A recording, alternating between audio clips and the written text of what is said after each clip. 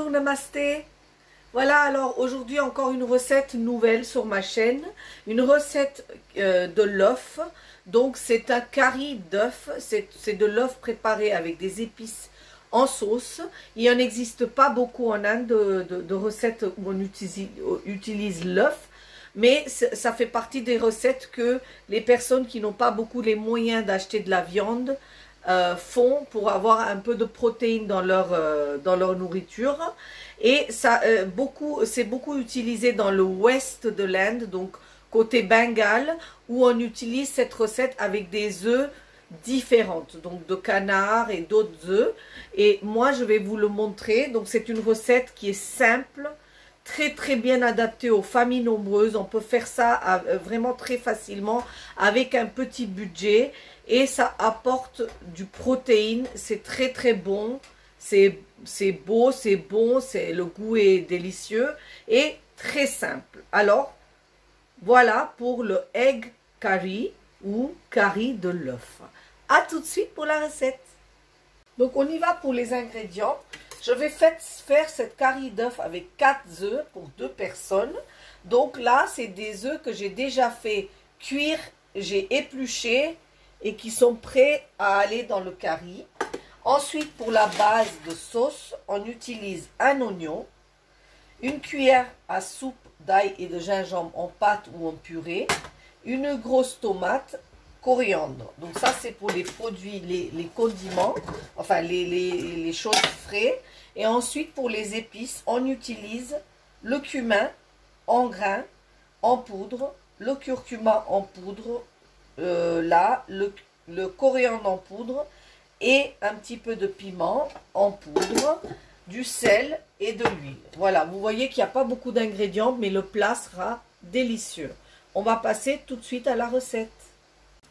Voilà, donc ici j'ai chauffé une toute petite gamelle et là je vais mettre dedans une cuillère d'huile. Donc moi je mets à peu près à l'œil. Vous mesurez si vous faites très attention pour l'huile, de mettre à peu près une cuillère à soupe d'huile. Hein, c'est un repas pour 2 personnes, c'est le plat principal, donc il faut mettre un minimum pour que le plat puisse cuire correctement. Ensuite, à ça, je vais ajouter une demi-cuillère à café de cumin en grains que je vais laisser ciseler. On entend là, on entend le petit bruit où il grille. Et à ça, donc ici, j'ai haché mes oignons en petits morceaux. Je vais ajouter ces oignons au cumin en grains.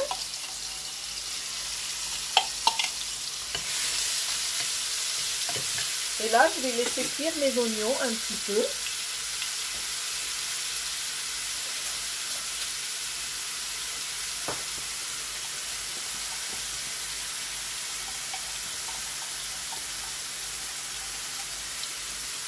Pendant ce temps-là, je vais couper mes tomates et à la fin, quand ça aura colorié un peu, je vais ajouter mon ail et mon gingembre. Donc ici, les oignons ont pris un peu de couleur et là, je vais prendre donc ma pâte d'ail et de gingembre et je vais mettre une belle cuillère à café remplie d'ail et de gingembre en pâte. Alors comment on fait cet ail et cette gingembre? J'ai déjà mis une recette, mais sinon je vous dis, vous mettez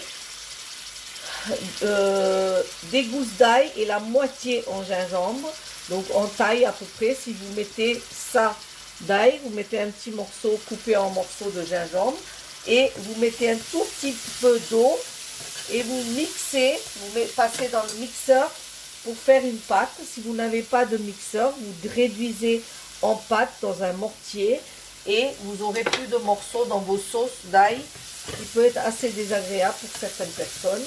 Voilà, ici j'ai fait bien rissoler mon ail et mon gingembre et là je vais mettre ma tomate que j'ai réduit en purée. Donc franchement, ça peut être une recette pour quelqu'un qui adore les œufs et qui cherche des solutions pour manger des œufs un peu différemment. Voilà, donc une fois que j'ai fait mijoter ça, je vais mettre une demi-cuillère de cumin en poudre, puisque j'ai déjà mis une demi-cuillère de cumin en grains, voilà, et une cuillère de coriandre en poudre, une demi-cuillère à café de curcuma, et je vais mettre une pointe de piment parce que j'aime bien que ça soit relevé. Ça, c'est vous qui voyez, hein, si vous avez envie ou pas. Ici, je laisse réduire donc cet ensemble en pâte. Je sale.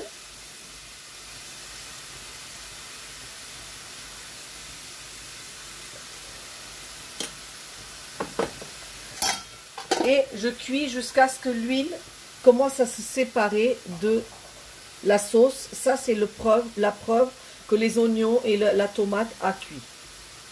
Donc, vous voyez ici, l'huile commence à se séparer de la pâte de curry. Et à ce moment-là, je vais mélanger une demi-tasse d'eau parce que je ne veux pas que ça nage dans la sauce non plus. Ici, je mélange. Et là, à côté, je prends les œufs que j'ai cuits, que j'ai épluchés. Hein.